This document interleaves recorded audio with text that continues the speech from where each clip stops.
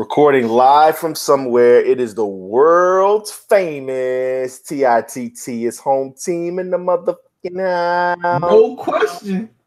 It's I, Davis backwards. And who state your name, gangster? Philmatic 365, AK low key like midget doorknobs. What up to the boy Ras? Happy birthday, my G. Hey man, our first guest ever. Salute to Ras. Partially responsible for tissue in the tape, like no doubt, like man. 7 degrees of separation. Somehow we connected and bonded over Tribe and Ras, and here we are. We had always a good opportunity, always great to be able to salute the heroes that we grew up on, and like people always say, like, give them the flowers while they're here. So definitely a salute to Ras, none other than one of the best lyricists to come out of the West Coast ever. Yeah, waterproof. Yeah, waterproof MC. So salute to him. Man, Libra season, it's a very popular time of year. People talk about the Virgos, and you got Nas and Dougie Fresh and Luda. But I mean the hip hop Libras, it's a strong group, Philmatic. Yeah, man. September's happy. I mean, everybody from TIP, who recently just celebrated, Lil Wayne, who's dropping Carter 5 allegedly. The my existence has been exuded in the autumn. Shout out to Tip, man. I don't want no smoke. I don't want no problems. Yeah, no, I think he's okay with that. He likes to be associated with vernacular and good words. So if you do that, I don't think he gets too mad about that. But Lil Wayne, T.I. Guess what, Bob? Carter 5's coming out. It is. A man that's been in the news quite a bit here lately. Marshall Mathers, he's a Libra. Trick Daddy, he for the kids. Yeah, Big Proof. He was a Libra. Rest in peace. R.I.P. BKMC, Talib Kweli, Libra, Crooked Icon, Crooked King, King Crooked. Crooked Itriago. Best MC in the world, Black Thought. He's a Libra. MC Light. Libra, y'all. Yeah, I mean, just look at that. Like, you look at signs. I mean, is that the GOAT sign? Technically, Aries is the GOAT sign. I mean, officially by the astrology rules. Listen. yes. But for the purposes of which you speak, listen to that again. All right. So I'm just going to go down the line. We're just going to do this real quick. All right. So Wayne, T.I., Eminem, Trick Daddy, Proof, Talib Kweli, Crooked Eye, Black Thought, MC Light, Jeezy, Wyclef. That's right. Wyclef John. What up, Hank? Will Smith, who is just shutting stuff down these days, man. Yeah. Let's talk about him for a second, Philmatic. Philadelphia Bills character, my brother. Now you see, I got this finest of health right here. You know what I mean? For those that don't know, Phil right now has on how many pounds is that? 15, 15 pounds of the finest luxury that a white establishment like Brookstone could offer a gentleman for the low. I'm just shaking my head just because it was 95 degrees where I am right now, and this guy has on a 15-pound blanket. Yo, man, I feel like Teddy P, yo. You're definitely getting your King Joffrey Joffer on right now. Oh, hold on. Yeah, I mean, that's how you bust out the jump. But no, I'm talking to my son. But no, man, Will Smith, he teased it about a month ago. That he was gonna do something special for his birthday, and then leading up to it, he let people know that he was gonna hella bungee jump. So basically over the Grand Canyon. So he was gonna jump out of a perfectly fine helicopter and bungee jump down to the depths of the Grand Canyon and then essentially pop back up. This is a Ricky Waters situation. For who? For what? Exactly. But when you're Will Smith, you know, you do these types of things. That's when you got too much money, man. Yeah, because you're running out of ideas. You running out of things to do, man. Yeah, and like you're trying to thrill yourself in ways that you haven't thrilled yourself before. And if you're broke like us, just the sight of $10,000 might get my heart pumped. Yo, Will, if you want to do something you never done before, holla at the boys on the tape. Come talk to us in person. We'll set it up. Yeah, but no, Jeff. Shit. Yeah, no, seriously though. But no, it was great to see him fulfill something that he set out to do, because that's something that he definitely tries to get people to do. Think outside the box. Would you do it? Would I do it at 50? So about 11 years from now or so, I would rather just get like a sports car if I'm having that type of like anxiety. Jumping out. First of all, I really don't like being in the air too much. So jumping out of something, it just wouldn't be something that I would just be.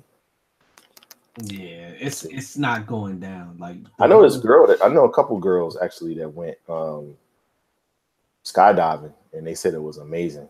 They balls bigger than mine, because it's not going down, man. Yeah. Like I need some type of significant incentive, like when you land, you on land in a pile of money.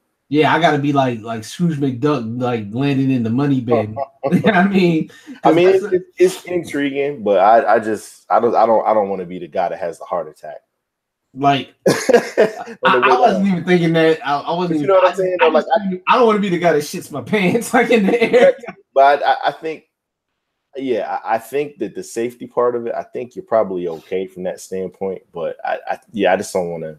Yeah, because put myself through that. Because like what you gonna tell me, man? I was falling at 100 miles an hour through the air. Yeah, but no, but big shout to Will, man. No, that's major. Like salute to him, because I back on the Rap Radar interview, he said he was doing it, and then they were like, "Why?"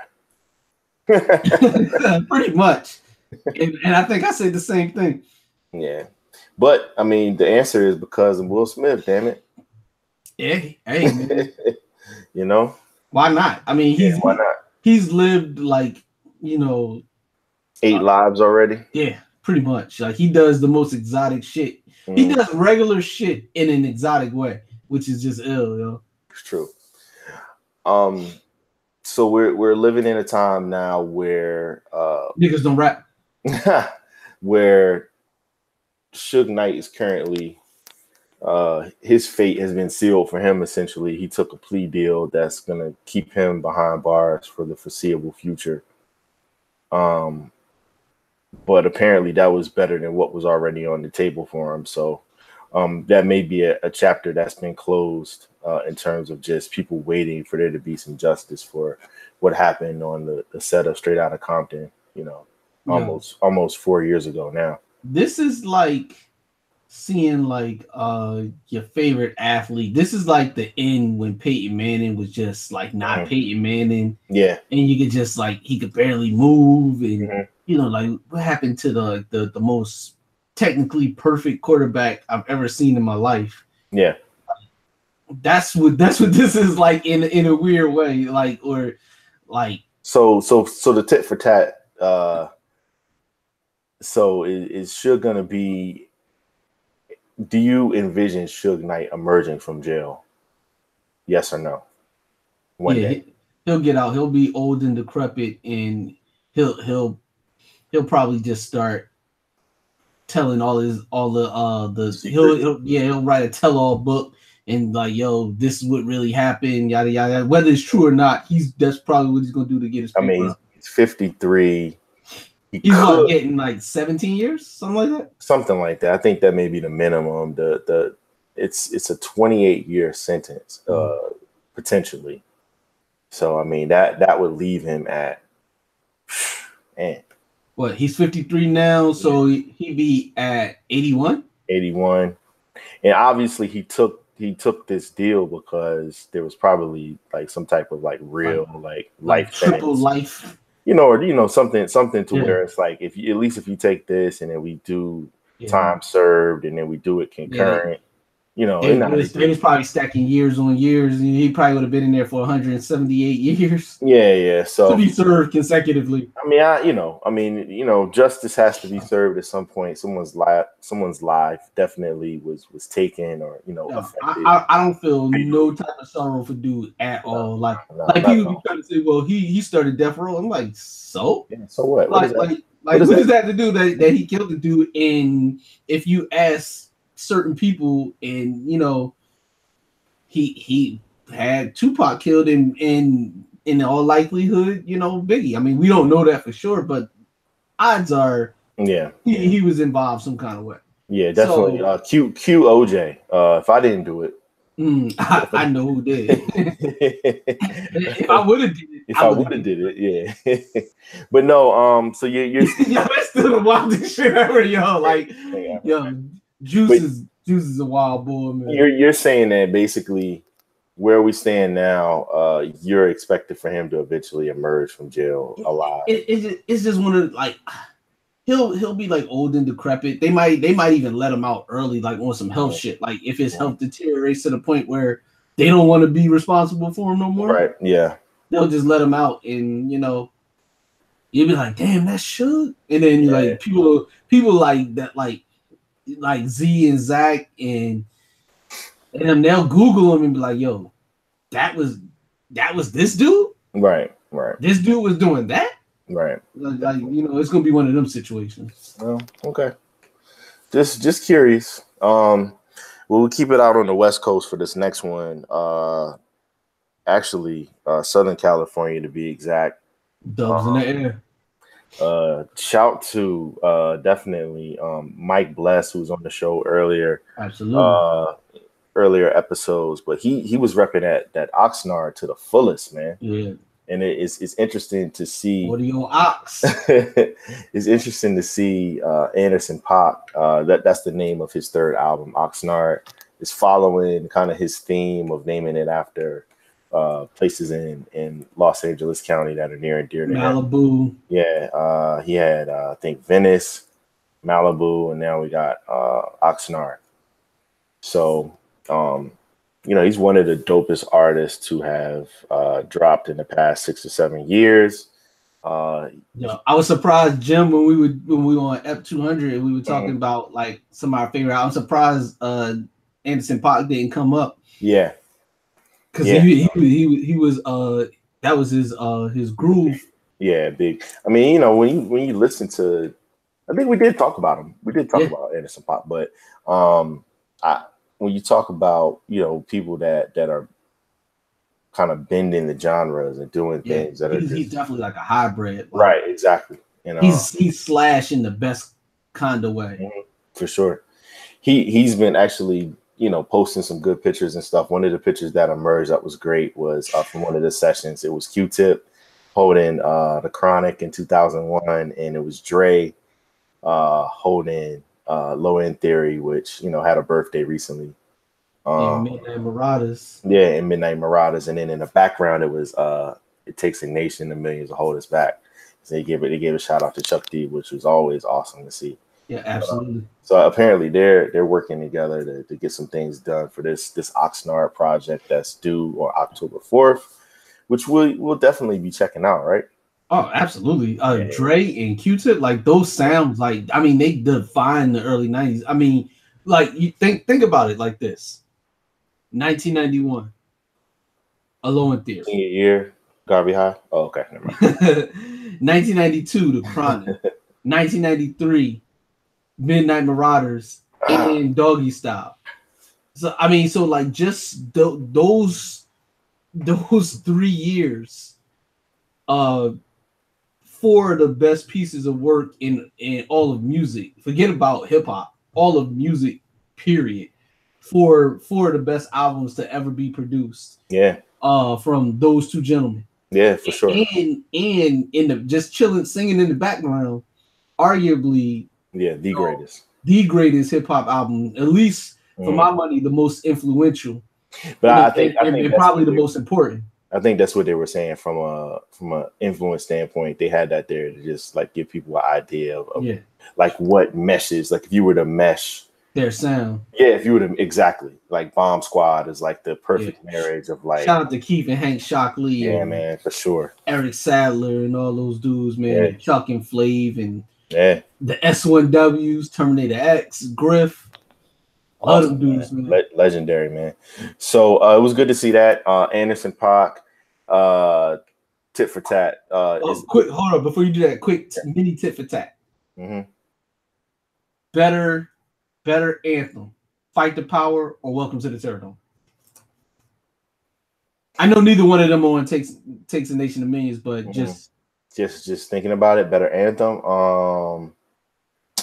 Welcome to the Terrordome for me. And when I think about what gets me hype, I think I've heard Fight the Power enough for me not to hear it again for a while. I mean, I wore that drain out and then I don't know. It definitely. Welcome to the Terrordome is always harder to me. It's just because it could mean so much. That's so quintessential too. Like that reminds me of like you could use it for sports. But that's what I'm saying though. But it reminds me of like Barkley. Oh. Like there's so many things that I think about when I think about that particular like sound. I think of like Charles Barkley. I think of like Michael Jordan. But like just Tyson. Like, Tyson. Like just ferocious. Just like gangrene, evil, like unapologetic, like LT, like exactly. Yeah, so like for me, it's Welcome to the Terrordome as well. Although you can never go wrong with Fight the Power. You can't go wrong with that. You can't go wrong with that. That would probably be the more popular choice too. But Welcome to the Terrordome is just because it's way more versatile than Fight the Power. Like you said, like Iron Mike, like that was like his like. Yeah, like I imagine that's playing in his head when he's beating the shit out of somebody in the ring. Like when you get in the ring with Mike Tyson, it's Welcome to the Terrordome. Yeah, sure. That Mike Tyson anyway. Yeah, that one. So all right. So my question to you is though, Anderson .Paak, will Oxnard be as good or better as Malibu, which was the drink that came out a couple years ago? That's Malibu. As far as your expectations, I should say. Like, do you expect my expectations to be better or on par with it? It's rough, man. Because the sophomore slump is a real thing. Although I've seen a lot of people, break out of that. Big had Life After Death, and there's so many examples of albums. I think it's going to be right on par. It's going to be hard to be better than. Yeah, but if it so happens to be, my. Oh my is right. I mean, with Q-Tip and Dre, we just I can't imagine it being bad, but there is a such thing as too many cooks. Yeah, and there's like experimentation. If it goes somewhere left a little bit, like that may throw you for a loop a little bit. But K Dot is obviously involved. He showed that he was involved in the session. Yeah. I'm almost positive Terrace Martin is involved. Yeah, of course. I imagine we'll hear Rhapsody. Ninth Wonder possibly. Of course. So that's what I'm saying. Like this is probably one of like it's under the radar a little bit, but I think the past week has at least upped some of the like eyes on it. And dude is supremely talented. He has such a unique sound too. Looking forward to it, man. Yeah, I am, and you know how my I can't call him a singer per se, but he is. Like, but he's so hip hop that it's like tough to like. You're not gonna put him as a crooner, like something you just don't want to. Yeah, he's not music soul child. Put it that way. Yeah, and that's not a shot at music. But no, not at all. But like when you think of like hip hop soul, quote unquote, like he was like kind of like the flag bearer for that for a while, and he even tried to be the Streets. I guess that was his rap alter ego. So that didn't really work out. So I think Andy, I think he's actually found his like lane, and he doesn't really go out of it, but he expands it though. It's like when like the lane gets wider. I think the highway, I think that's what he does well. So I'm looking forward to it, man. I'm excited. Absolutely. When is it dropping again? October 4th. Oh, soon. Yeah, soon. So I think it's next Friday. Let's so go.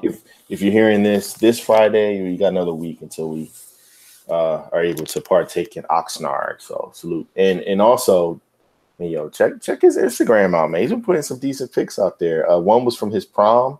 Apparently, he went under a major transformation as far as like his body. Like he used to be kind of like a chubby guy. And his date at first glance, you're like, oh man, this nigga took Alicia Keys to the prom. Like that's what I thought. And then when you finally like take a look, it's like, oh no, she's not Alicia Keys, but man, okay, Andy. No, calling that dude Andy, I don't know why, but it's hilarious. Like, okay, Andy, I see you. Yo, you know there's some dude in his old hood, like Fat Andy.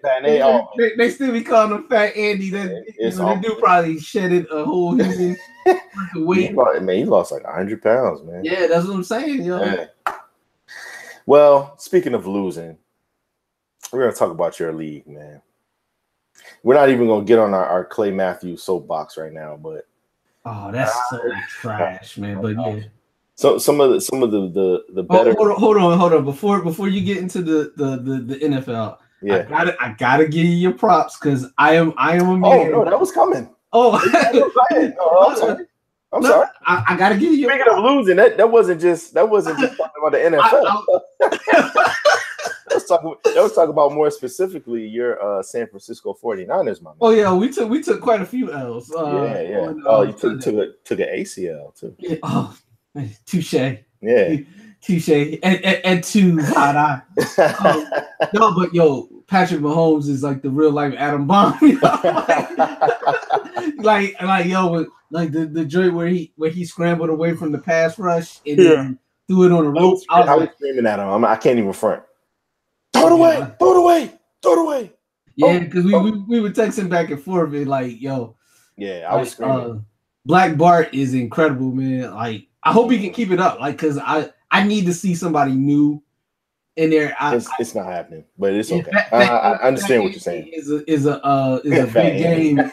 That's a real Fat Andy. Yeah, OG Fat Andy. Yeah, OG Fat Andy. Monterey Jack is a. Don't worry. He's gonna first playoff game whether it's I think they're gonna win. I think they're gonna win the first playoff game this year. It's gonna be that second one though. That's gonna be in New England. I mean, whatever it is, they're not gonna be in the AFC Championship game. We already know that. And you can go ahead and mark this. We can make a soundbite out of this. You can call me a prophet or an idiot. But we did 100% sure that the Kansas City Chiefs will not be one of the teams fighting to go to the Super Bowl in that last playoff weekend. Well, I can say the San Francisco 49ers will also not be in any type of championship game. Won't be smelling anything near the playoffs.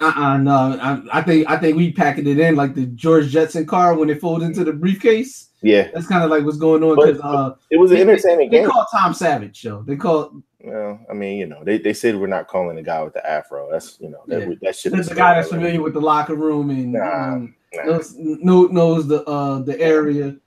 Why would they call him? He could run the offense.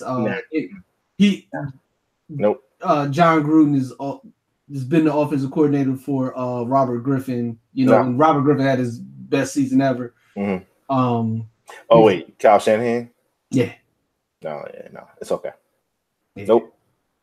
Yeah. Why would you do that? Kyle Shanahan said, not doing that again.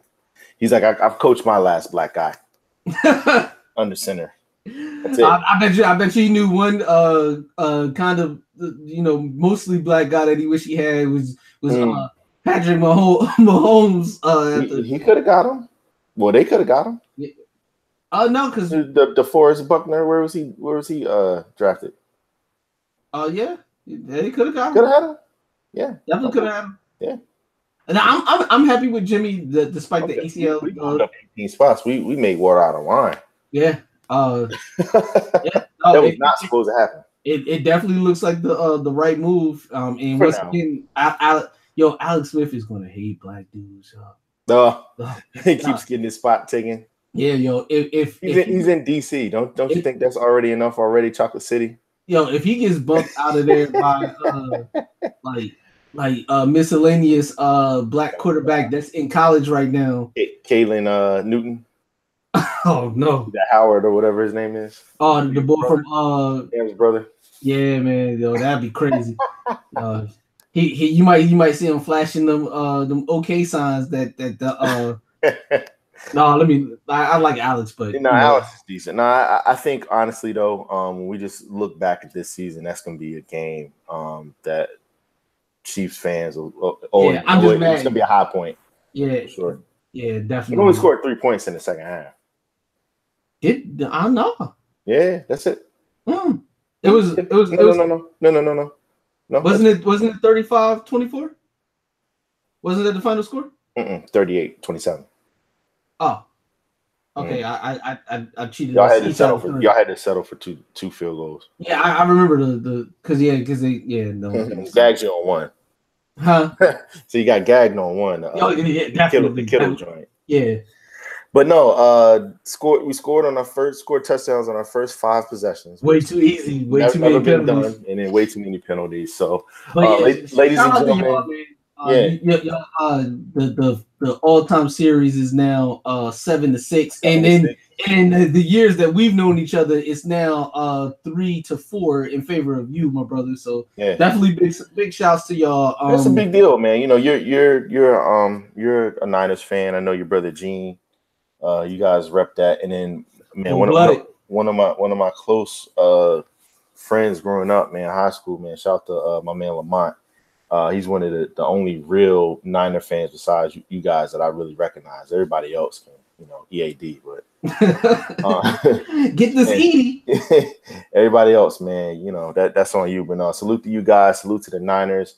The Super Bowl performers. Of course, that was leaked out. Maroon 5. They leaked this stuff out to get a feeling. It's almost like a public. Yeah, man. It's a public heat check, man. Yeah, heat check. So they do enough to see if they need to add more people to it. They did that with Coldplay a couple years ago, and they ended up adding Beyonce and Bruno Mars. But they got to get Outkast, man. They got to figure out some kind of way. I mean, come on, man. Or even though I'm not a huge fan of them right now, Cardi B and Travis Scott are rumored to be involved in there somehow. Wow, you're in Atlanta, which for all intents and purposes, whether you like it or not, is the hip hop capital as it is right now. Yeah. Then Outkast, the Migos. And I mean, Usher is already performing in the Super Bowl, so you've already deemed him as safe. Usher. I think he's done it twice. Yo, but the most to me, the most obvious choice for this, if you're not gonna go, the obvious choice should be Outkast. You're not gonna go with them. You go with the safer choice, Usher. He has some of the biggest hits in the world. That's a Super Bowl, halftime ready song. Yeah. If there ever was one. Yeah. But Donald Glover, Donald Glover seems like, but he also made This Is America, and if the NFL with shit like 11 bricks, if This Is America got performed during the halftime of America's game, although it technically would be fitting because it is America. There's 2 songs we couldn't perform Redbone either. Oh yeah. Yeah. It might be a little tough, man. Yeah. So, but I wanted to ask you though. Stay woke. Do you anticipate there being more additions, like the rumor, like with Cardi, like they have this huge song now with Maroon 5. Do you anticipate that coming to fruition? Yes or no? I don't care, man. I mean, yeah, they'll have somebody there because they're going to try to cater to their main core audience, which they did with Maroon 5. And then they always try to throw a little pepper in there. Yeah, get a little season of potato salad somewhat.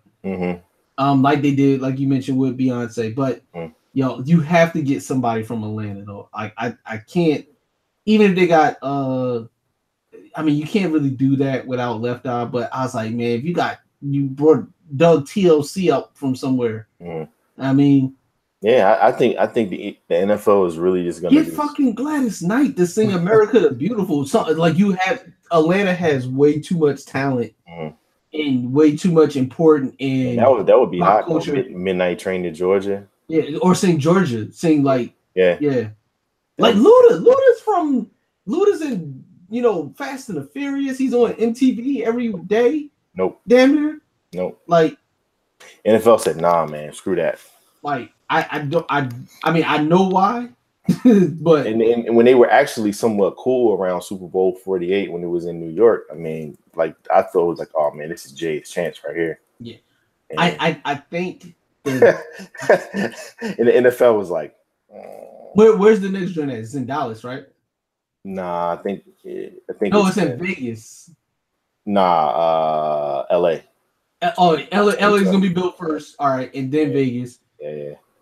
So I think you're gonna get the Carters at one of them joints. I mean they pretty much like thumb their nose at the NFL. NFL, we don't need you. We in stadiums too.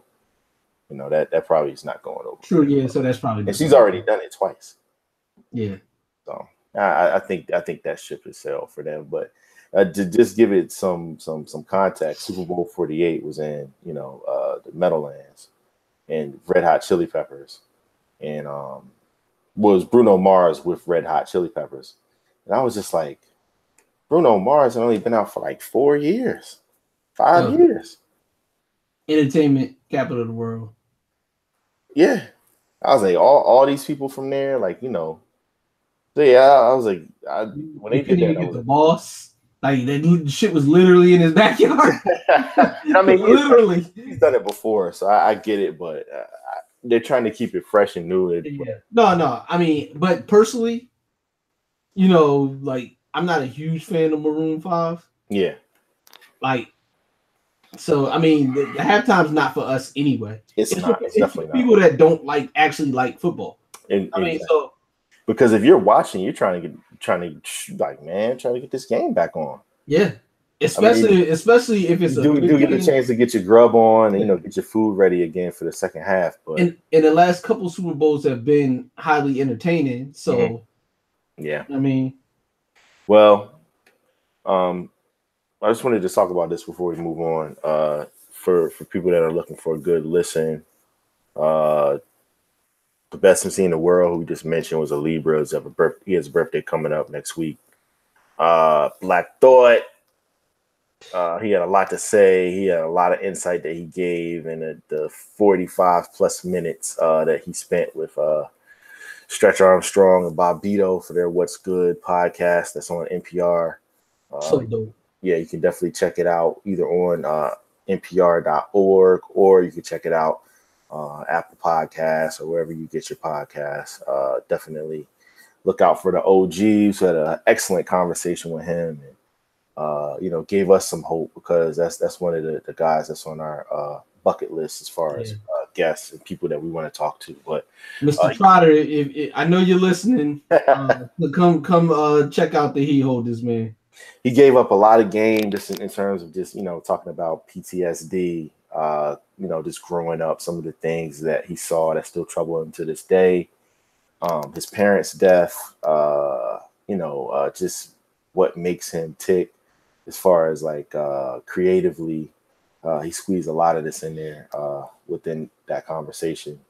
And it's just good just to hear him talk about being a father, being a band member, being someone who's extremely diligent about his craft, and just how he's a news junkie somewhat, as we can relate.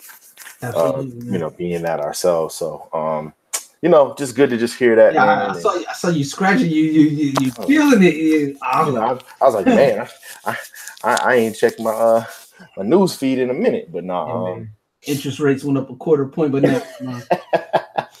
But no, big salute to them, the OGs, of course, in this, and of course to the best MC in the world. Give him a salute as well. I'll keep saying it until because when you bust it down, it's true. Mm-hmm. Yeah. So here we are, Philmatic. Yes, sir, man. We're at the point where we're going to talk about some of the most beautifulest things that we've seen since the last episode that we had live, which was episode 200. That pizza that Jimmy had, man, that sure. Wisconsin 6 cheese. Not the candy corn Halloween pizza. Yo, man, that's some blasphemous. Yo, somebody needs to be slapped, man. Yo, fucking hands shall be thrown. Yo, like hands, feet. Yo, did I gotta go get the clappers? Go get the clappers. Yo, man, shout out. Hey, man, hey. It's not them. Matt broke it down today. So it's not them. It's like I don't care who it is. It's label trouble, man. It happens with the greatest groups, man. Always. Hey, man, yo, label trouble, man. Let the realists go. Like, I'm about to start the campaign, yo. Listen, we need to just start a podcast network with them. Yo, let's get it. See, holla at me. See Diddy. It's good. Matt, let's get it, man. Let's get this fucking money, man. Because it's a lot of corny motherfuckers that's trying to do what y'all do and they not doing a good job. So nah, it's not. But yeah, no, salute to them. But no, listen, since our last episode, man, there's been a trap music museum. Now, this is something that caught my attention. I'm like, what? So hold on. Before you tell me, there's only 2 people that 3 that could possibly do a trap. All right, so name the 2. We know the obvious one. Who are the other 2 candidates? All right, so my first 2 Chainz is like the that's an incredible one. Gucci, okay, and I'm assuming when I think of trap music, just because how my brain works, I think of T.I. So now, are we talking about Tip, or are we talking about T.I.? Like, are we talking about? I'm talking about T.I.P. I'm talking about okay. All right. Dope Boys. Dope Boys in the Trap. Mm-hmm. Okay. All right, no doubt.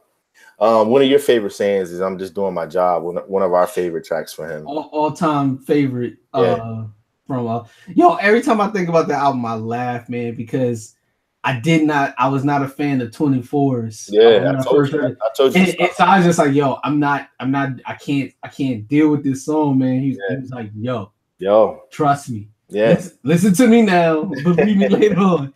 Yo, it's one of the best decisions that I appreciate you every day because I love trap music. That's a great album. I'm still not a fan of 24's. I mean, in the context of the album, I felt like the one time I was behind the wheel of a car on 24's, mm-hmm. I felt the need to play it. Mm-hmm. I felt the need to play it, and it felt right in the moment. Yeah. But that's the only time it ever felt right. You get the aesthetic though, like you understand like why. Yeah. It's like Maybach music. As much as I love those songs, I don't feel right listening to it until until I'm in the 6 Deuce show. I understand, but the other thing about it too is you could trace some of the melodic swag, I guess you could say, or some of the melodic influence that because absolutely, with those tuned beats, those DJ tuned beats, shout to him. Tip was doing a lot of not only just spitting, but he was also kind of riding the beat. He was also making his hooks specifically, off the cadence of the beats too. And that's what 24's really has its appeal, is because a lot of imitators of that too. A lot, so that's what I'm saying. When he talks about, trap music, he was like, the trap always existed. He's like, of course, music always existed, but until he put those 2 together to make that moniker, it never had been put together that way. He created, like you always say, hip hop needs its own subgenres, and he definitely was the forebearer for that being. He's the granddaddy of trap, right. So as we talk about, the Super Bowl being in Atlanta and there not being any Atlanta artists scheduled, they may throw a curveball and they may actually throw out a couple guys, but he has some super radio friendly songs. He does. Whatever you like. He did that joint on The View. Yeah. It had Joy Behar singing that joint. I mean, it was a number 1 song, in the country as well as Us. Yeah. Live Your Life. As well as What You Know. Yeah. He had 2 off of Paper Trail. Yeah, so I mean there's so many joints that he could do that would be Super Bowl friendly. Yeah, for sure. The disrespect to the entire ATL is trifling, you know. But so there was a pop-up trap music museum in Atlanta, and you know, he got a chance to, which is just crazy to me, man. I would have loved to have just experienced that a little bit. Yo, man, I remember seeing the Pink Trap House installation that Chains did. Yeah, it's excellent. Like, yo, this is insane, yo. Yeah. Like, so the museum, the exhibit's actually opening on September 30th. So people have a chance to. So what's actually going to be in the? I mean, is it going to be literally like what you would expect a trap house to be? Like a bando? Oh wow. No, it's more so like artwork that was heavily influenced by, you know, trap music, or you know, maybe even some artifacts. So it's not going to be a pipe in the basement that get ready to work. Nah, this is gonna be an escape the trap room though, that requires guests to figure out secret codes to break it out. So that might actually be interesting from like a trivia standpoint. How long is this gonna be around? Is it gonna be around for the next time I'm down there? No, I don't. They didn't really give us a time on it yet. There's actually an Instagram for it. It's at Trap Music Museum. I'm gonna have to go check this out. So you can check that out. But yeah, no, definitely something. Tip's always doing something. He's got the show on BT now, The Grand Hustle. You know, yeah. When I'm not making children, I am diversifying. Yo, Tip is one of my favorite for sure to ever. When I'm not rearing my progenies. You know, when you say rearing, that's like serious. Suki. Anytime I hear progenies, I think about Vampire Bill, yo. Oh yeah. So yeah, man. Shout out to Jessica. Salute to Raz again. We gave him, you know, a salute for absolutely being a Libra. Creed 2, man. Hey man, Philadelphia Bill's character, man, whether they real or not. The trailer is out there, the extended one. Victor Drago is ready to say if he dies, he dies, just like his father, Ivan Drago did several years ago. One of the lines ever. I mean, right there. I mean, geez, but yeah, we're seeing Michael B. Jordan. His name is just floating around, man. Whether it be, hey, he could be the next Superman, to he's starring in the new Tom Clancy film series that'll be coming out in the role of John Clark, for people that read those Clancy books. Yeah, man. Shout out to the wrestling. New episode coming soon. Yeah. So definitely a lot going on with Michael B. Of course, you know, he was Killmonger in Black Panther. You know, Creed 2 is something that people have been waiting for since Creed came out in 2014. So 4 years have already passed that quickly, man. Yeah, man. And there's so many connections to the Rocky franchise and hip hop. You know, you talk about 4-Alarm Blaze. Yeah. You talk about the samples on you know, we just talked about Black Thought. The samples on Super Lyrical with Big Pun. You can't win. Oh, that's awesome. You seen how strong he is? Yeah. I mean, so I mean, there's so many different stuff. Shout outs to Stallone and Weathers. I mean, you know, for just victory.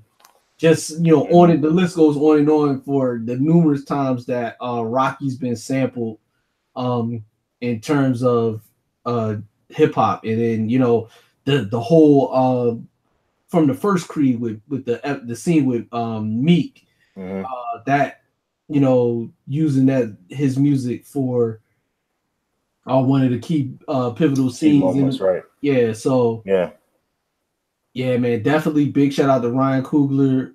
Is he doing this one though? He's not doing this one. No, he's not. He was so involved in so much other stuff that the dream team got broken up for a moment. But he'll be back.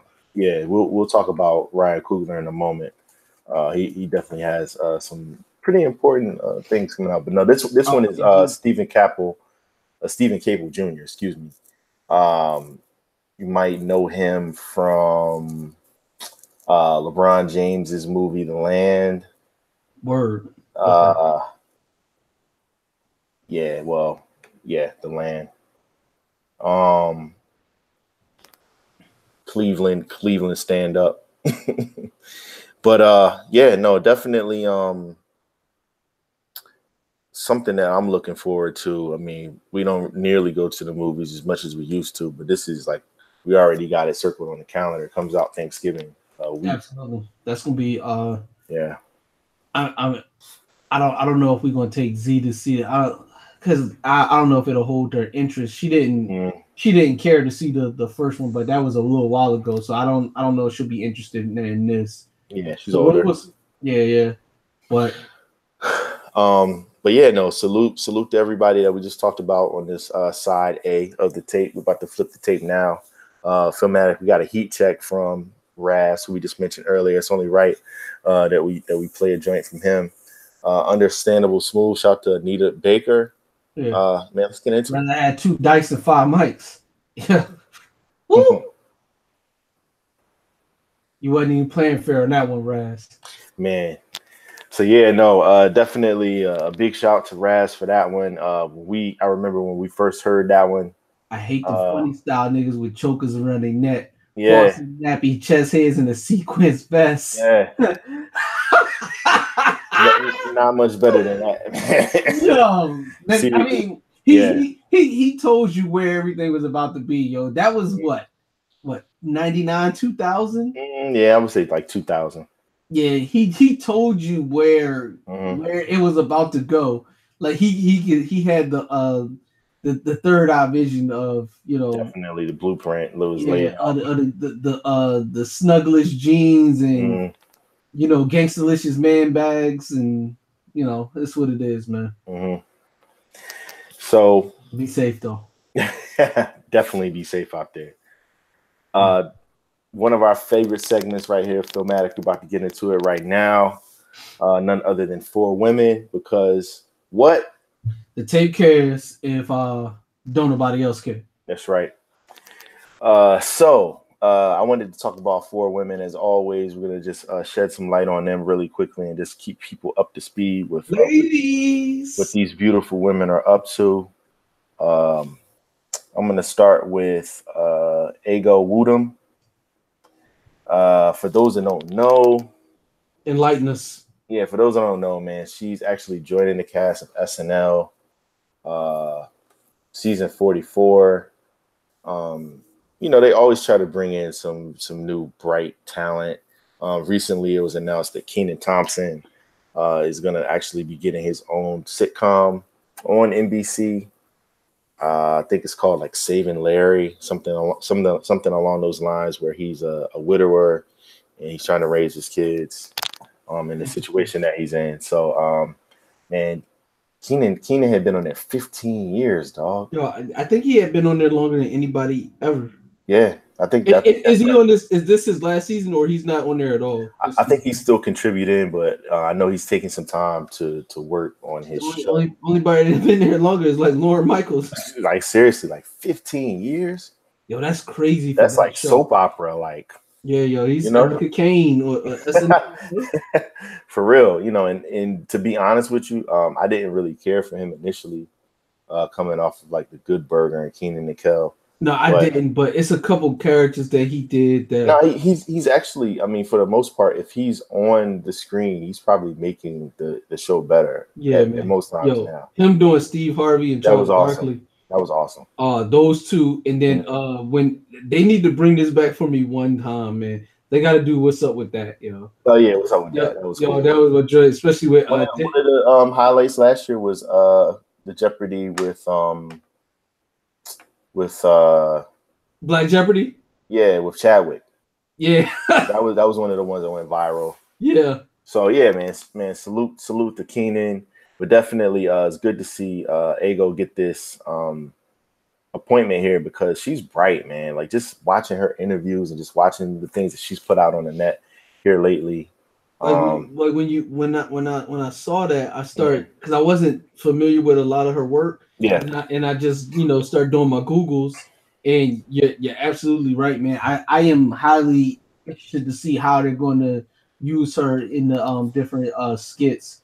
Yeah. It's almost like you sometimes with SNL, you're at the mercy of what's going on in the world as far as like you know, because you know Alex's going to be there. You know that's going to be a dominant character. They've already re-upped him, of course, for another year. I mean, because why not? You know, with dude in office is like a no-brainer.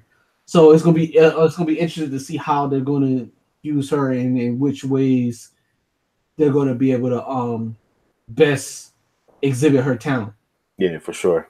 So she's a graduate of USC. Apparently, she majored in biology, but she got the acting bug, I guess, and she had a one-woman show called Great Black Women ... And then there's me. Last year, she's made some guest appearances on a few shows that we know. For example, KC Undercover. You know that show very well. Yeah, man. Yo, man, I could give you the episode synopsis on pretty much every last one of them joints. Yeah, so I was happy to hear that. Yeah, definitely shout to her. She's been on Two Broke Girls too as well. But here's the thing that's interesting, Phil. She joins a handful of Black women. So we're at almost 45 years of SNL, and there's really only been a handful, so to speak. So Yvonne Hudson, Ellen Bighorn, yep, and Leslie Jones, Denitra Vance, who? I'm not even being funny. Yeah, Denitra Vance. Honestly, she may have been before our time. I remember all those other ones, but she may have been before our time. But Shazir Zameda, and then who we're about to talk about next, Maya Rudolph. Yes. Maya she looks like there's a certain group of people we gotta start keeping a tab, yo. Okay. Of people that look like the future. Okay, yeah, definitely. When they talk about like by 2050, like everybody will be like one color. Yeah. Like Black Bart, Patrick Mahomes, he's in there. Yeah, definitely. Oh man, that might be a good list, man. Yeah, we got to keep a running tab they're definitely on there. Okay. And she's like mother of the future, like because she's like the first person I remember that like she looks like everything. Like she could be like whatever you need her to be. Hey, shout to Rashida Jones too. Oh yeah, digga. She just had a baby, by the way. She had a baby boy. I gotta stop saying because people don't always get our inside jokes. Right.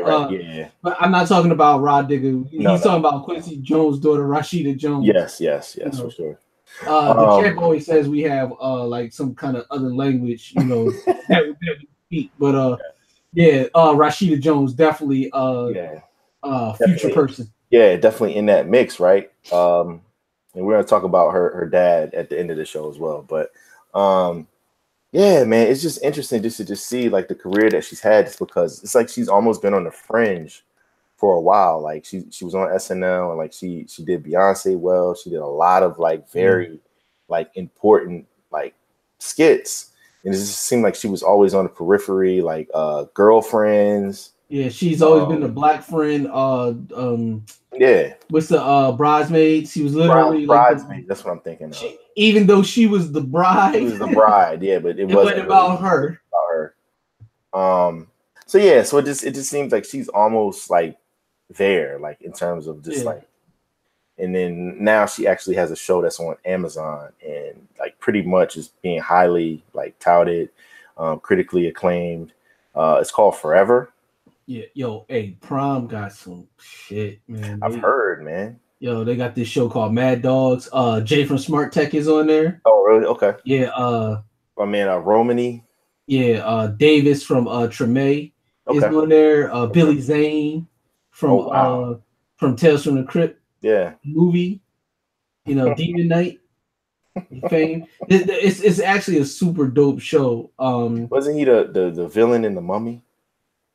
I believe that he was also the villain in The Mummy, but I always remember him from because that's one of the Champ's favorite movies is Tales from the Crypt, Demon Knight with Jada. Man, you guys went deep with that one. Yeah. We do this on the couch with the Wilsons. I used to come on BT. Right after Leprechaun 3. But yeah, Halloween is on the way, yo. Yeah, I want me gold, biatch. Oh man. But yeah, Maya, of course, for those that don't know, her mom, Minnie Riperton. Yes. You know, just definitely just, you know, one of the most beautiful voices you'll ever hear in the history of music. You know? Yeah.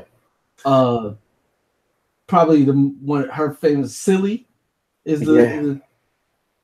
she's the one that hits those glass shattering high notes. Yeah. So it's just interesting just to just see this, just because I really think that you know, how they're talking about this, she may actually be awarded or nominated for some things. So I'm definitely gonna tune in for sure. Yeah, man. She was in a movie that it was kind of underrated, but it was very good. Away We Go. It was a very dope. With John Krasinski. You know, Jim from The Office, and who's now a Tom Clancy character also. Yeah, that's right. He's Jack Ryan. Jack Ryan, yeah. At first, I didn't think that was going to work, but it actually does. Another Amazon show too. Yeah, that's right. See how bring it all back. Mm-hmm. But yeah, salute to Maya. Definitely looking forward to see what comes of that. She could be winning an award like the next lady that we're about to talk about right now, and that is Regina King. Yeah, man, one of our favorites for sure. Someone down with the King. Someone that we've seen from 227 to Boys in the Hood. Yeah, I mean, even was on Big Bang Theory for a while. One of my favorite movies, Enemy of the State. Yes, for sure. But yeah, she actually won for her role in the Netflix limited series 7 Seconds. A show that they canceled, by the way. Which, I mean, tearjerker drama. If you're not prepared for it's only one season, but the way that it plays out, you don't necessarily need a second season. You get a finality to it. A must watch. It was well acted, well directed. Tissue's ready. Yeah. Oh yeah. And she did the damn thing. That's her second win, correct? Then I believe she won for the ABC. Yeah, she did. She won for American Crime as well. Yeah, for the first season of American Crime. Yeah, she won Outstanding Supporting Actress in a Limited Series for that. Yeah. And then 7 Seconds was lead actress in a limited series. Yeah, so she's just doing it, man. Yeah, man, and it was excellent work, and she's working on something new, man. We're gonna talk about that in a moment. Oh, my bad. I'm jumping the line. No, you're right. We're gonna talk about that because I want to give that its own moment. Okay. Well, before we jump to that, I just want to give a additional real quick shout out to Thandie Newton, who won for Best Supporting Actress. Or I still can't get it. You know, I'm an HBO guy, right? I almost try to watch everything that comes on HBO. Westworld. I wasn't rocking at first, and then I watched it. If you watch it, if you give it, I say you need to watch the first 3 episodes, and you're in. If you watch the first 3, you're in. Pause. Yeah, that's good. That's a nice pause right there. Yeah. Okay, I'll check it out. I mean, like I said, I think I like tried with episode 1 like 5 times, and I just was like, all right, man, I haven't seen the second season, which is what I believe she actually won for. Yeah, I've only seen the first season because we watched that, we binge it, and we just haven't had the right moment to binge it because we're going to watch like all 10 or 12 episodes, however many there are. I think it's 10. And then we in a weekend, so we do 5. We usually do 5 and 5.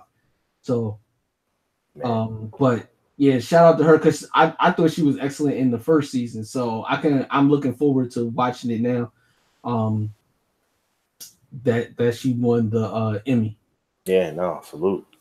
And then of course, speaking of Netflix, it's only right that we just give another salute to a young lady that's been doing it. And doing it very well over the past few years, man. Man, it's kind of hard to believe she's approaching 50.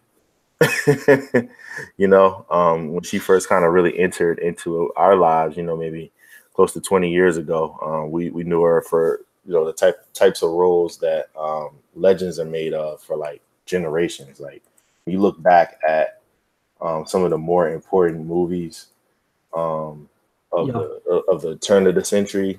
She's one, Joe. I mean, just think about it. Like The Best Man, which is a, you know, cult classic. Love and Basketball, Brown Sugar. I mean, those three alone right there, those kind of really are, you know, quintessential. They define like that whole, and she was in The Wood too. Yeah, they defined that. She had a cameo, not a cameo, but she had a small role in there. Yeah. But they defined that whole like neo soul like era. You know, man. 97 to 2005 or so. Like she really has you know, been pretty consistent. She doesn't necessarily like have like the longest filmography. And if you haven't figured out who we're talking about, first of all, shame on you. Shame on you. That's why I was just going to continue to talking, because at this point you should know. Yeah, but I gotta, yeah, man, say her name. Because like, yo, you're absolutely right. Those movies were defining for the time for Black culture, where it was, how the music sounded. They were deeply connected to hip hop, especially when you talk about Brown Sugar. But one of the things, those movies allow her to get roles that were typically set aside for her white counterparts. Things like she's in movies like the joint where she's marrying, she's dating a white dude, and it's about interracial relationships. I'm forgetting the name of the movie right now. Something new. There you go. And then the one where she's being stalked.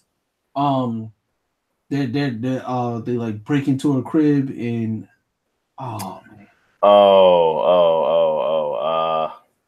Why am I drawing a? I when we said we were gonna talk about her, I had all of these movies ready, and then I closed the joint. She's being stalked. Hold on, I'm about to tell you. So yeah, I know she was in Out of Time with Denzel and Eva Mendes. Yeah, that was a big look. That was a big deal too. Yeah. And then like what she did a hugely important project last year with the about hair. Right, so that's what we're talking about now. So this is the one that's actually on Netflix right now. Just premiered. She shot it last year, so I guess just premiered. She cut her hair off. Cut her hair, right, and that was a big deal. But just premiered last week on Netflix original film. It's her and Ernie Hudson, Lynn Whitfield. But yeah, she's the lead character in there, and I mean, she's definitely she looked the part. Like she did the one take cut, you know, on her hair, and you know that was that. Shaved her head, so she went all in on this role, and it has a really good message in it. I think that it would be really good for you know, all little girls to see. Definitely has a message that can be you know, taken and adapted, you know, for good. So it's based on a book that actually came out in the past by Trisha R. Thomas. So salute to them for that. But no doubt, we wanted to definitely give a shout to Ego Wodum, Maya Rudolph, Regina King, and Sanaa Lathan. Definitely ladies that deserve tissue and a tape salute, as well as a salute from all of us and our support. So all of these projects that are coming out, whether it's SNL, whether it's Forever, whether it's 7 Seconds, American Crime, or this movie that we're just talking about by Sanaa, Napoli Ever After. Please support, tweet, you know, let people know that we are watching these projects, we are watching these shows, and that the principal actors that are in there, you know, are doing their thing, and that's why we keep coming back to watch it, because it'll help the next crop of future ladies and gentlemen come out with more material. No doubt. In the movie that I was talking about that she starred in was The Perfect Guy with Michael Ealy and and Idris Elba. Yo, that definitely would have been reserved for like Reese Witherspoon or something. Yeah, and Alien, she was an Alien vs Predator, man. She killed the Predator. Yeah. Or I should say she killed the alien. Hey, man, that how old is Alien vs Predator, yo? That's 2004. If you haven't seen Alien vs Predator, like, yeah, shame on you. Shame on you. If you haven't seen Space Jam, shame on you, because Space Jam 2 is about to come out. Filmatic. Starring Michael Jeffrey Jordan, right? Nah, I don't think so. I don't. But he still got his hoop earring in vibe. Unless it was about cigars and extra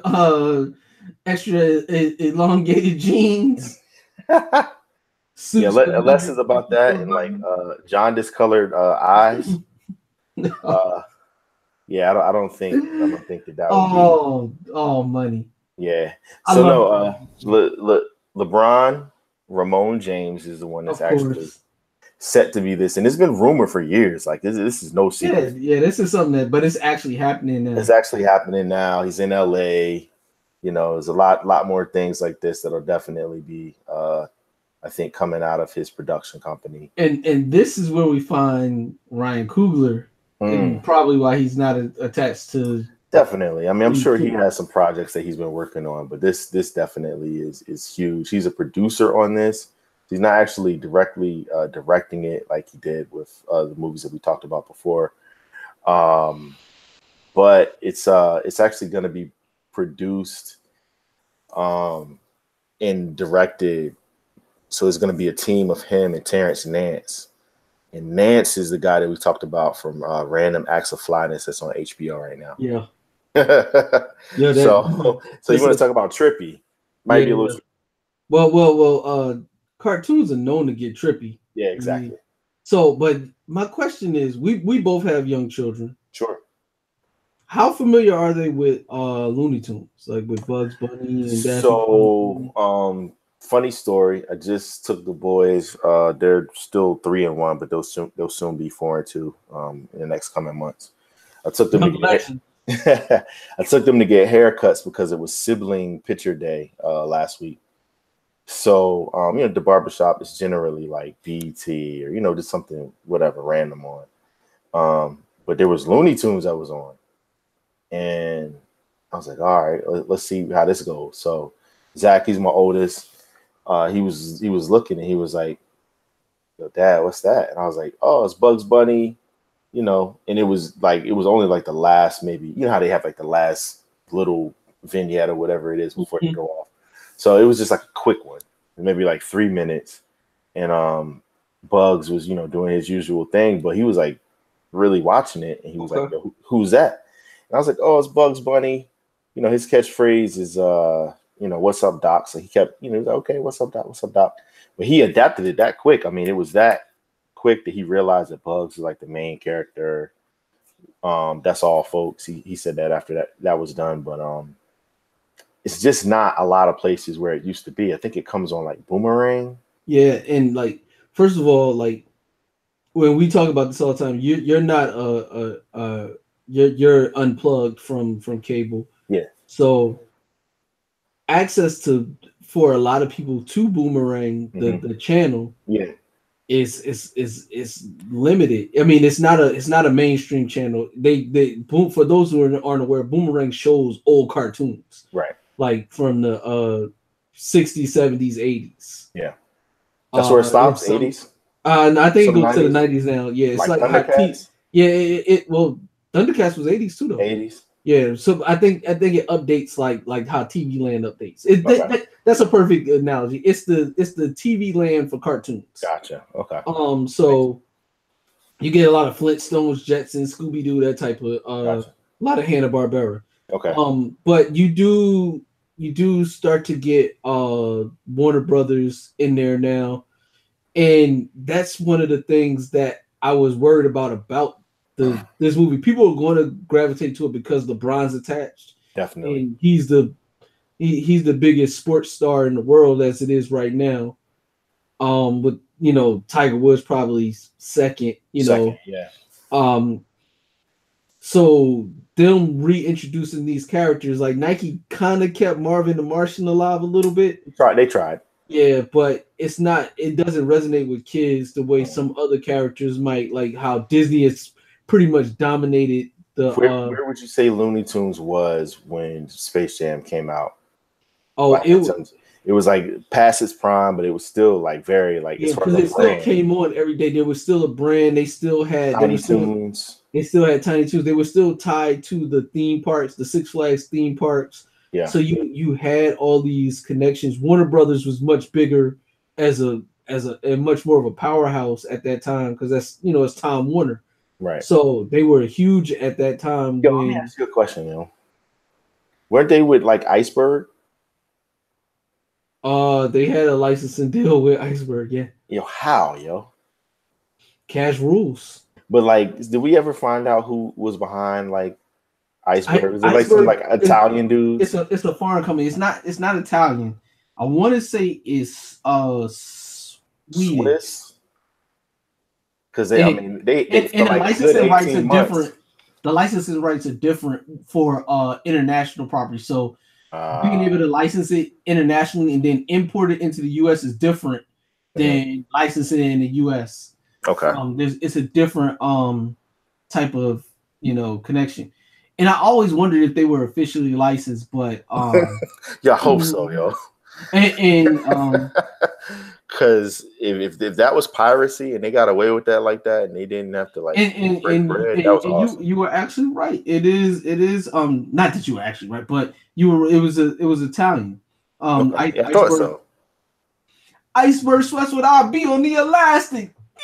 Because I remember like Milan, and that doesn't mean anything, but I remember that being like huge, like me seeing that on one of 1974, apparently. So I mean, it really only got popping, for a time in the 97 late 90s, to 2000. Yeah, it had a good 4 or 5 year run. If probably closer to 4. It's about 4 years. 97 to early 2000, and then it was like, all right. Did you have any Iceberg? I did not have. I had a pair of spectacles that my older sister gave me.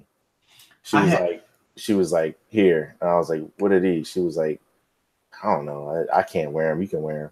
And the thing was, people used to give me grief about them because they actually had Iceberg on the lens. And people would be like, well, how can you see that? I'm like, it's not actually like on my eye. Like, what do you? But now when you think about that, people got all types of tats on their face and stuff like that. No, like you don't ask them. You don't ask somebody how they can see if they have a tattoo on their nose. No, I have a theory about the face tattoo dudes. I know. All right. So I seen a dude today. No tattoos visible. He had a short sleeve t-shirt on. No visible tattoos except for one small cross below his eye. That dude is the most dangerous dude in the building. Because a lot of people, they go OD with the tattoos and you can't distinguish anything.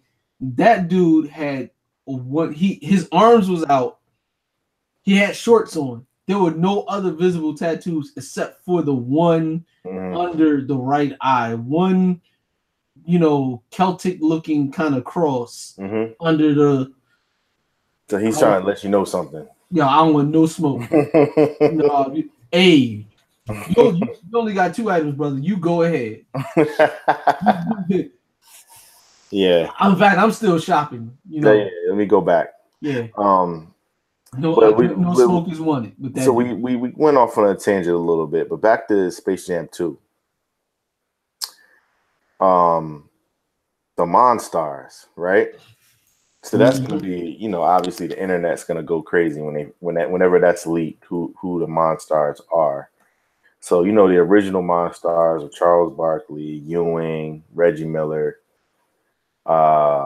basically everybody that Mike messed with at the time. Everybody that he was game sixing. Pretty much. I mean, he definitely tormented Pat and Charles, but Larry Johnson, for whatever reason, Sean Bradley was involved. God bless. Because he was abnormally tall, right? Yeah, and he was the #1 pick. Right. Or two. Yeah. And then Muggsy Bogues, of course, we all know why. He was also involved too. So, Philmatic, I would ask you if you had to make the Monstars now, Victor Oladipo, who's a Jordan, Team Jordan member, he's already said that he's hoping to get the call. Who would you have to be your Monstar squad if you had to pick? I get a starting five. And mind you, Barkley, Nike. Ewan was originally Adidas, and he ended up having his own thing. So we're not going to say that. But Larry Johnson was Converse prior to Nike buying them. Sean Bradley wore Nikes, I'm pretty sure. And Muggsy Bogues, God knows what he wore. Probably whatever they Brooks, got out of Joy Kitty. Atonics. But seriously, though, with LeBron involved, Nike won't be that far behind. So it's probably going to be all Nike guys. So keep that in mind. All right. So first one, I'm going. Let's look so that. All right, let's start with point guard, and then I'll give you my point guard, and then we'll go like that. Okay. Point guard. I'm going. Ooh, that's rough. All right, I'm going Steph. Okay. I'm saying Westbrook. Westbrook. He kind of fits that whole Monstars thing, but definitely Steph is a good pick. You'll see my theme. All right. Okay. All right. So shooting guard. Shooting guard. I want to say Michael Jeffrey Jordan because I feel like, but that means the Monstars are going to lose and Mike's not losing. So good point. And the next guy, I say he who should do it, but he won't because he would also have to lose. I would say Kobe Bean Bryant. Yeah, no way. So those are the two choices that I would have as shooting guard, but neither one of them are losing to a LeBron James led. They don't give a shit who what's up. They not losing for the kids. So my shooting guard, born ready, Lance Stevenson. Man, that would be awesome, man. Jeez, I would love that. Yo, he has to blow in one of Bug's ears. That would be awesome. I'm with you on that. I already like your squad already. So I'm gonna throw a little curveball here because we know with LeBron being involved, he's gonna pick his guys. Who better than essentially like the peanut butter to his jelly to hear them talk. Pause. Yeah, that's way. Hey, they did say that though. The peanut butter to his jelly. Dwayne Wade. Shout out to Nicky Union, by the way. Oh. What do you think about that? No, that would be ill because like the way especially if it follows like. Dog, I was just watching some D Wade LeBron highlights earlier today, and I was just like, We're lucky we got that in like year 8 and 9, like, and not like year 5 and 6. They'd still be winning. They would still be winning. If they actually like had a chance to like really go through some growing pains earlier, I think. Like, but the clock was ticking for Brian. Like he couldn't have taken too many more L's. If he stays, well, they would have had to get younger. No, but I mean, they would have. I mean, but if he stays, they get people to come there and everything. Then you start seeing them. Then it's a Heat Warriors. Some things change a little bit. Yeah, which brings us to our small forward. Small forward, yeah. I might be with you on this one. I see where you already know where I'm going. I'm going Kevin. Yeah, that was mine too. Yeah, gotta go Kevin. That was mine too. Okay, so we can skip that one. Yeah. Power forward. We might be going the same way with this one too, because dude is in that whole uninterrupted family too. The guy I'm talking about. Sweep the leg. Yep. Yeah, you gotta go Draymond. I think Draymond's there too, man. He has like this weird like friendship with them. And then centers. You could go a lot of ways with this. Centers don't exist in this world anymore. That's true. So I'm going with an old friend. Okay. good old pincushion Poe. Wow. You think so? Yeah. He's a Nike dude. He's a Nike dude. He doesn't like LeBron, which would make it even more hilarious. It would be. Because you know at some point they're gonna have to be because see if they all take little bits of the personalities from the people. Yeah. His Monstar has to go out on a wheelchair and then come back into the game, yo. Dog, they do that. Hey, Ryan Coogler, holla at your boy, man. I got some ideas, yo.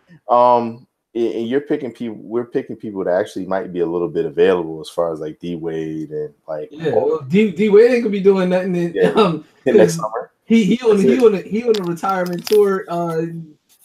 Rocking chairs in every city. Here's what I'm thinking. I'm thinking probably KG. KG would work well.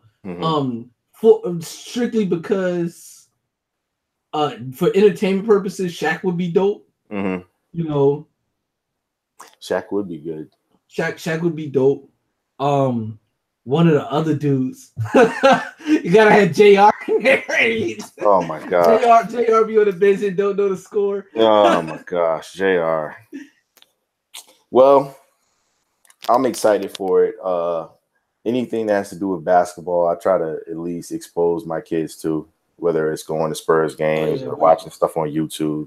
Yeah, Uncle Drew was. This one. We gave Uncle Drew a big salute for that. We love that. That was a nice entertainment, fun, family movie. But looking forward to this. I'm guessing we're probably not gonna get it until the summer of 2020, because if we're filming it in the next off season, they're probably not gonna put it out in Christmas time. It's probably gonna be in the summer. So it might be a Christmas movie. It might be, but you get the double feature. You see them play the Warriors. Oh, gosh, no! Can we get something else? Come on, come on. I mean, that's when the season officially starts. But it could be Lakers Celtics. Yeah, true. But yeah, Lakers Celtics. Yeah, especially since they colluded for they colluded to get Anthony Davis. He'll be wearing the Laker uniform very soon. He will be. Yo, how does dude operate clutch? I mean, technically doesn't, but he does. Well, the whole speculation was about 2 weeks ago when Anthony Davis filed to be a free agent as like not having an agent. You have like 15 days, like it's a 15-day period for you to find another one or for you to like name who your next agent is, just based off of the current CBA. And like all of the insider like rumors were just like, oh, layup, Rich Paul. Like there's no way he's not gonna be clutch. Yo, just like what was Pope? Like he got the sweetheart down because he went clutch. Yeah, crazy. But, hey man, freak the system, Bron. Get your money. Hey, listen, the Bron era. Giant duffel bag boy. We were talking about this earlier. The LeBron era has brought us, guys forcing their way out with years left on their deal. Cheetah kicks. Yeah, and man, super teams. Yeah, super teams. Disgruntled old basketball fans. And 3-point shooting.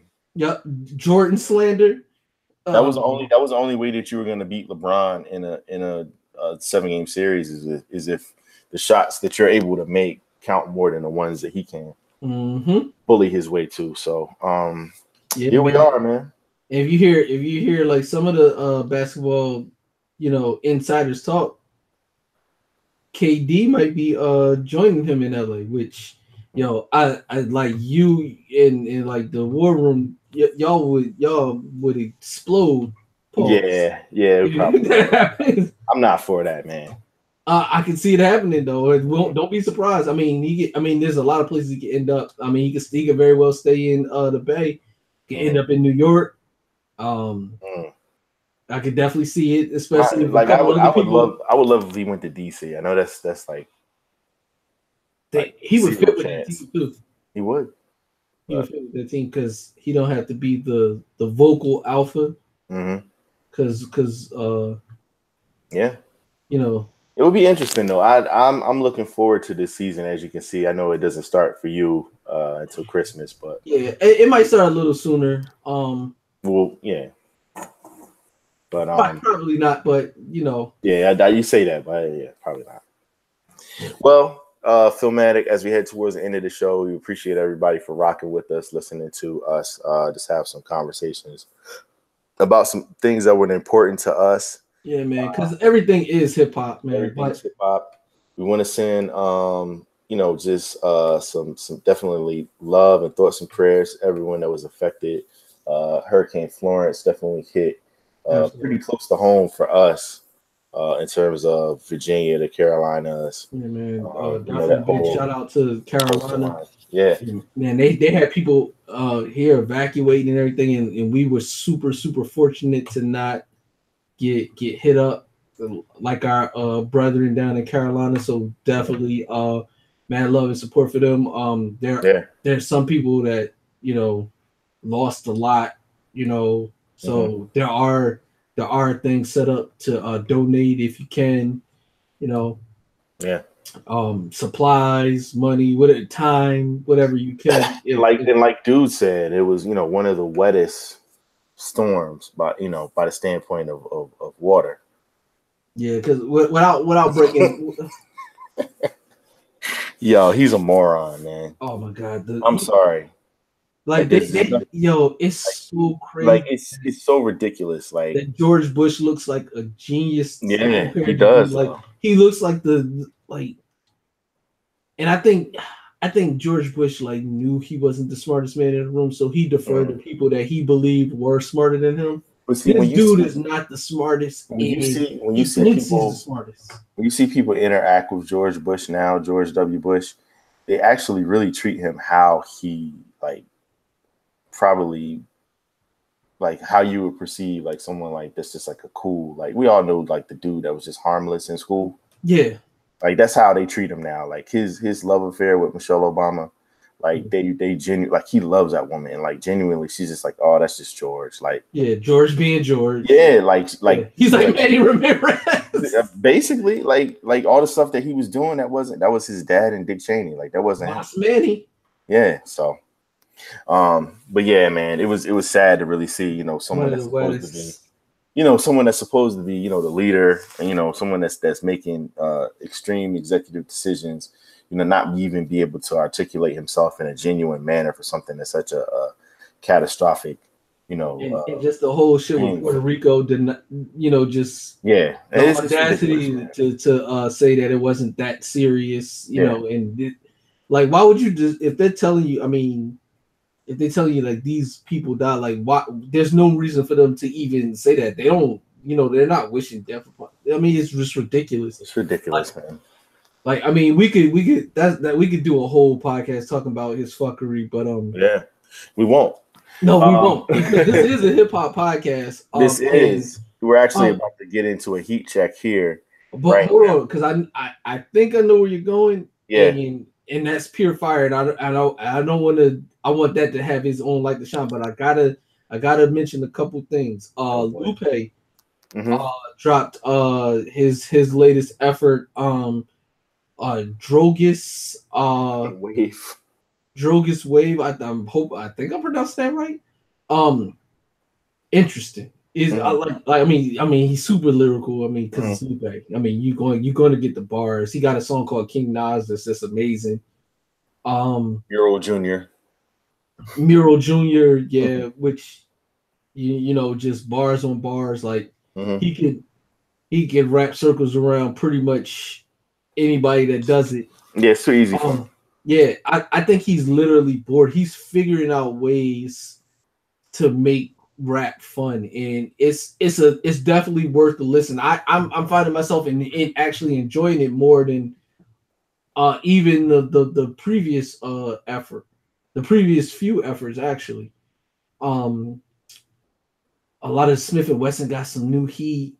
Once again, Styles and Dave East got a project coming out. Our homie, the tour guide Torre. Yes, all praises due. Has tremendous work. More on that soon.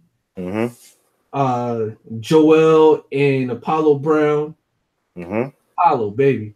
Come on. Mona Lisa. Come on home. Come on home to the tape, man. Yeah, so there's huge amounts of music. October is going to be fire. We will be doing a tale of the tape soon. We're gonna do some album reviews. Hopefully our special guest album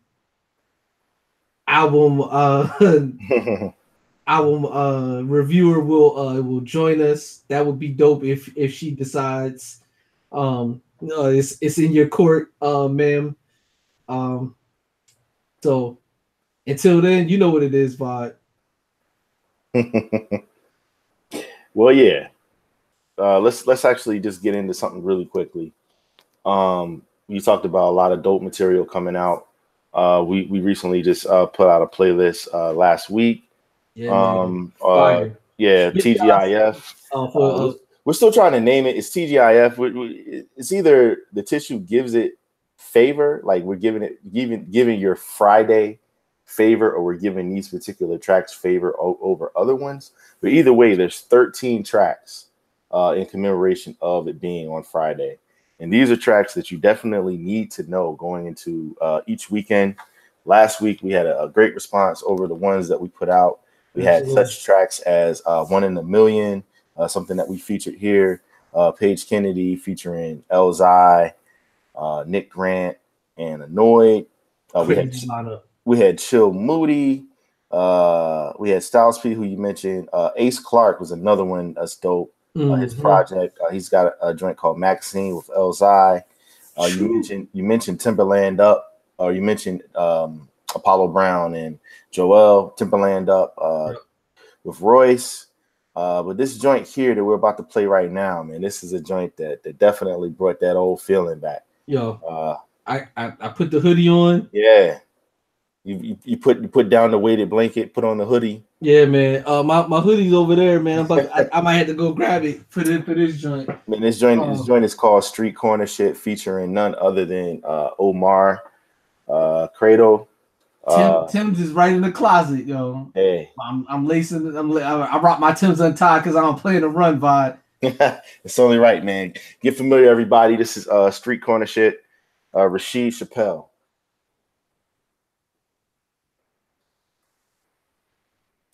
And once again, we are back, heading towards the end of the show. We give a salute to all our listeners worldwide. Our reach, our viewership, our listenership has expanded very much. We appreciate all y'all, everybody that's listening. Tell a friend to tell a friend. Yeah, please rate, subscribe, comment, share. Definitely let us know, what you want to hear from us. If you have people that you want for us to be aware of and we can play their music, we definitely are open to that. We love new artists. We love new situations that put us on the know.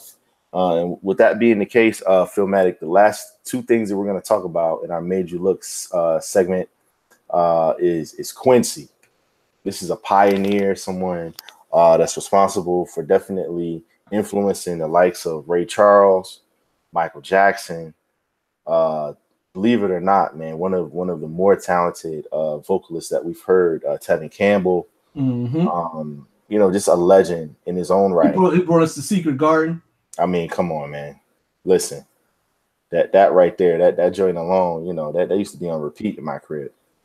But Quincy Jones, there's a Netflix doc.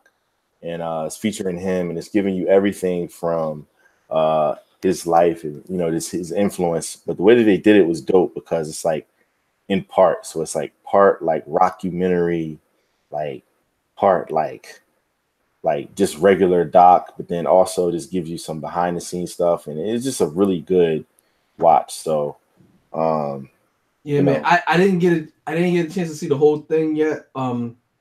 I saw the first part. Champ watched it, and she saw everything except for the last segment.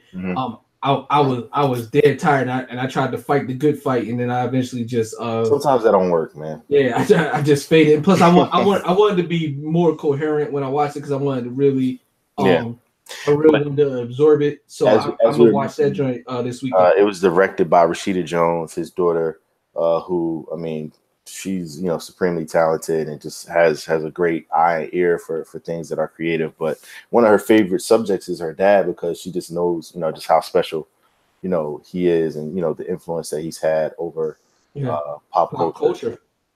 Yeah. I mean, so he's an amazing storyteller, as we saw all throughout last year.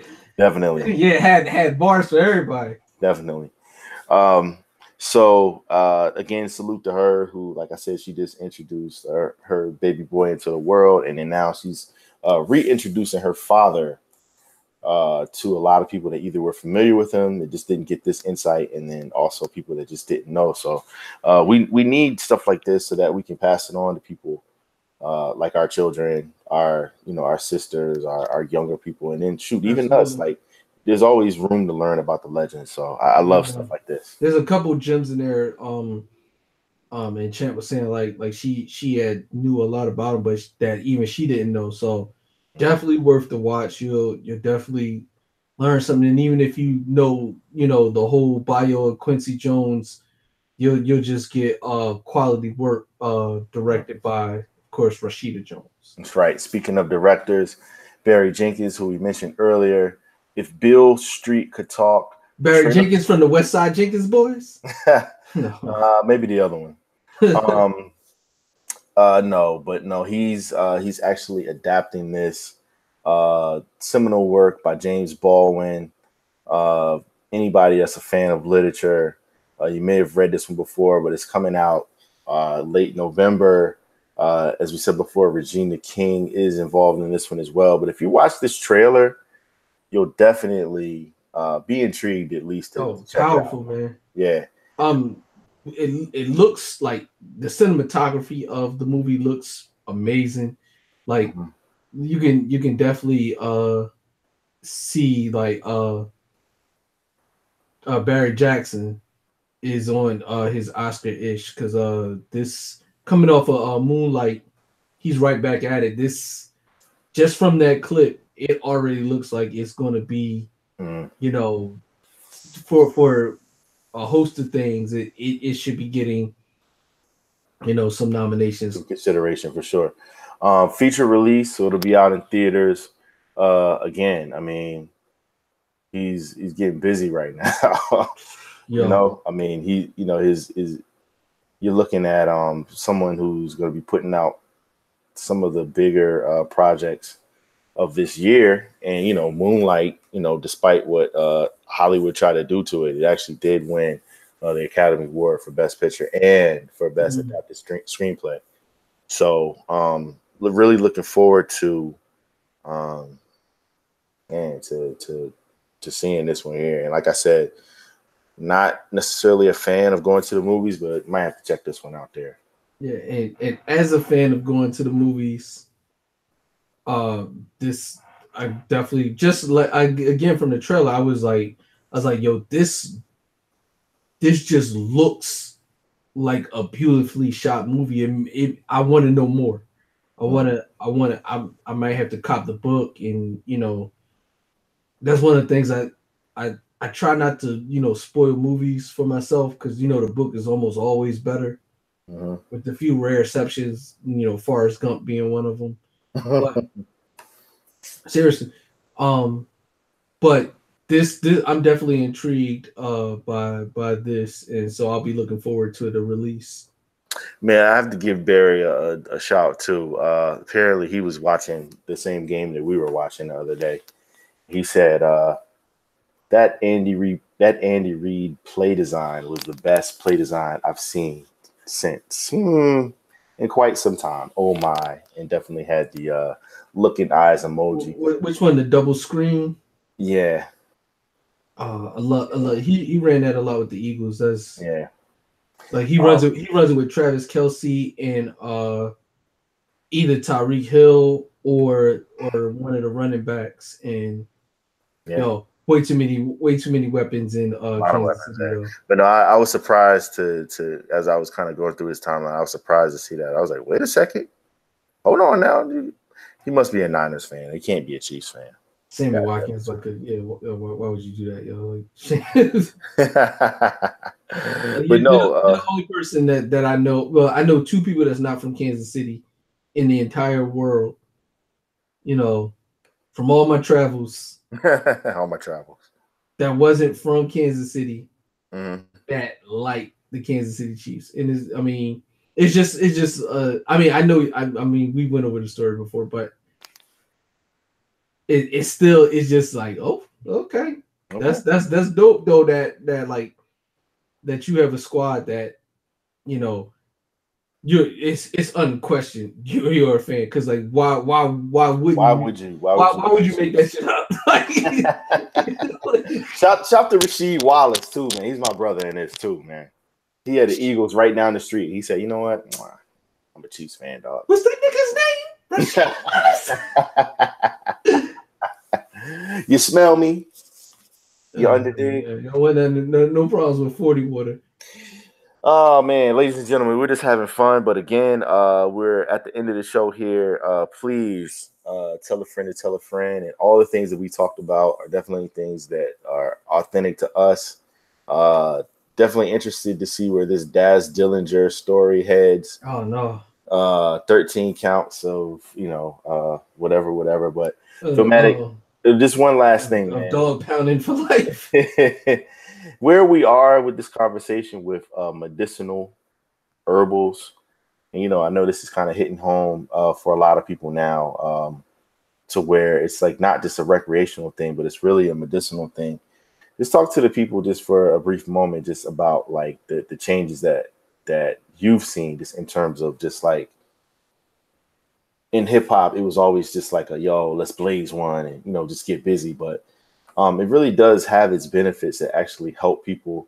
And for people to get railroaded and, you know, $15,000 bail for him for 13 counts of whatever charges. But it's legal in other states. Like, are we going to see changes in your eyes as far as like the laws, like nationwide?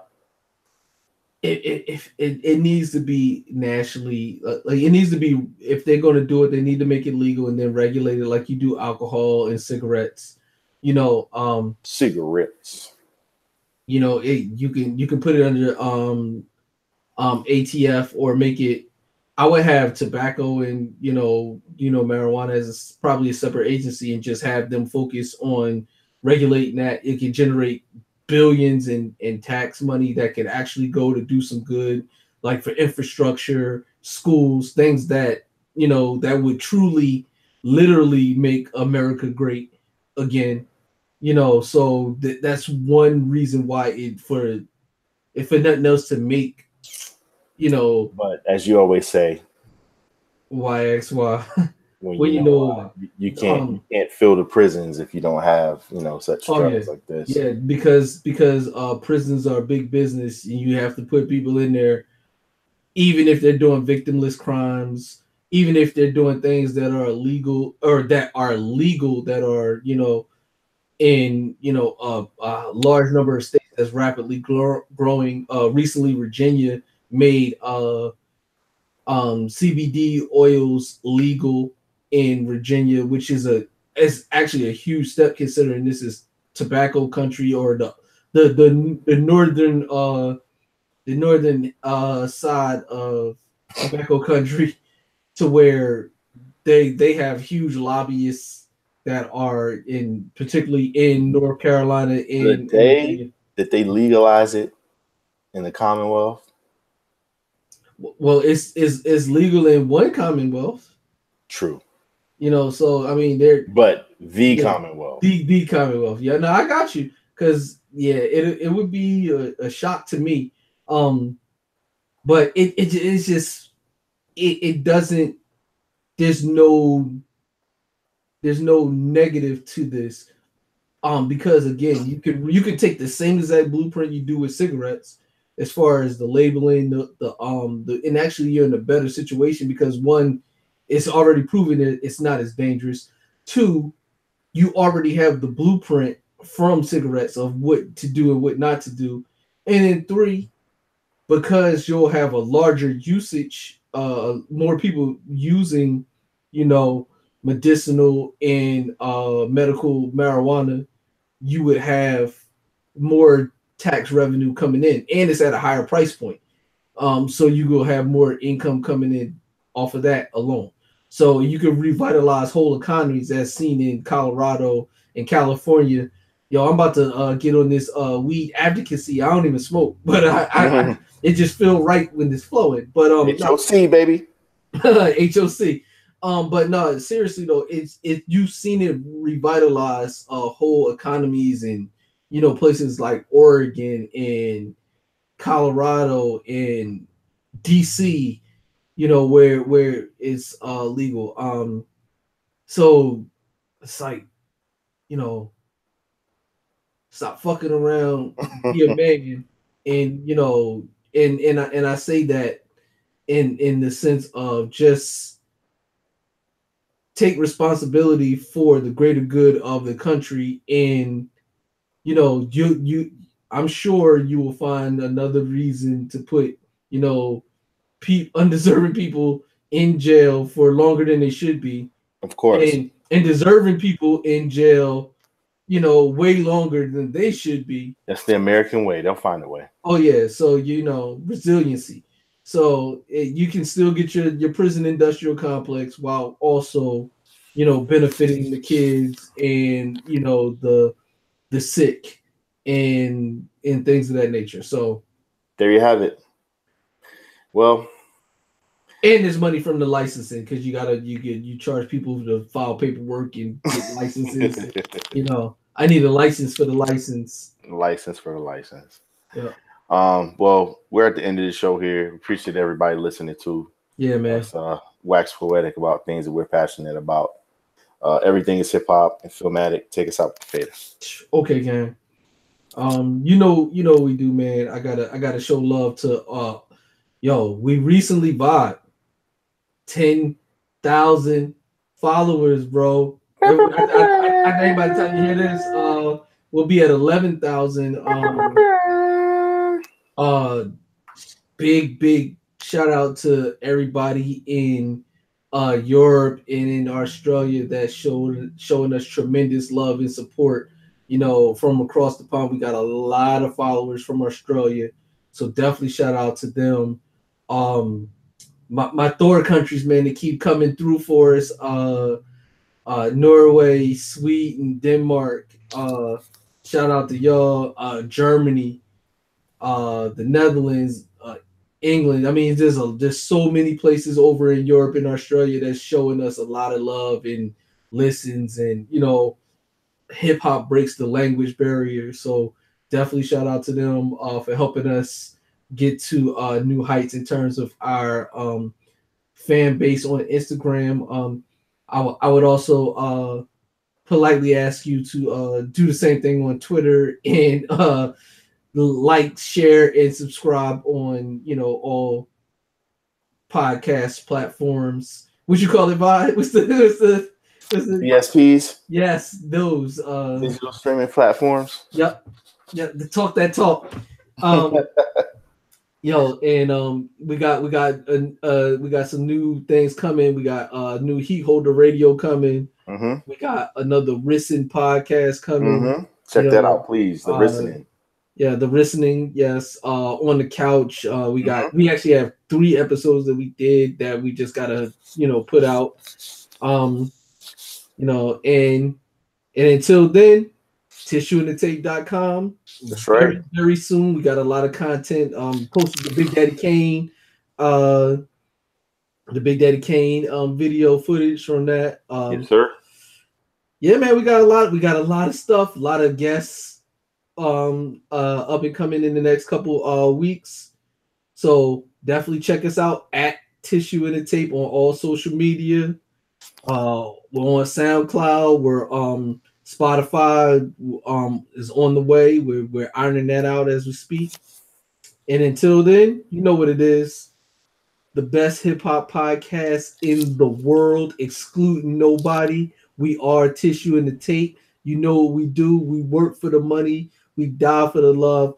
I messed that up. So I'm gonna cut this part out. And I'm gonna say, we work for the money, we live for the love, and we die for what we believe in. This is Tissue in the Tape. Respect, heat, holders.